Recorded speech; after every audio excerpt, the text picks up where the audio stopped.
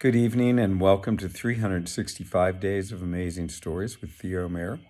Here we are on day 225 of 2024, and I'm continuing the story of the youth who sought to understand what it was to be afraid. He had been thrown out by his father, and he really didn't mind. He left willingly, happily, with 50 silver pieces in his pocket. He was happy to go, and he left before his father had even gotten up. Started down the road, muttering to himself that he wished for nothing more than to know what it was to shudder. As he did so, another man was walking along, heard him, and asked, "What is it that you're muttering?"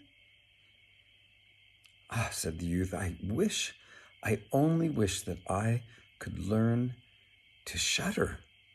I have no idea what it is, and that is all I wish for." The man said, "Follow me, and I will take you to a place where tonight I am sure you will learn to shudder." And so off the youth went with this man, down a dirt road and toward a village, and eventually, as they were getting close to the village, the man brought him to a tree, hanging from which were 7 bodies. The man said, see here in this tree, here are 7 people that have been hung. Stay here tonight. Stay here under this tree, near these bodies, and I can guarantee you that by morning you will have learned to shudder." Well, the youth said, "Fine. If that is all it will take, I will give you my 50 silver pieces if by morning I know how to shudder. So please come back and claim your reward if it is that easy." Well, the youth settled himself in. He built a fire to keep himself warm. And as he did, the wind picked up, and these corpses that were hung from the tree began to bang into each other, making these thudding sounds, as you can imagine a dead body would. He wished that they would quiet down because he was having a difficult time getting any kind of sleep with those bodies banging around up at the tree above him. Now maybe some ghosts or goblins or ghastly characters came, knowing that there were dead bodies hanging from the tree, but if they did, the youth never saw them nor heard them. He only heard the thudding of those bodies and kept himself, as close as he could to that fire. In the morning, the man came by and said, "Have you learned to shudder then?" The youth said, "What are you talking about? I have no idea what it is to shudder." The man could see that indeed the youth was not afraid of anything, or had not been afraid of anything that night. And seeing that he was not going to get any of that young man's money, he went on his way.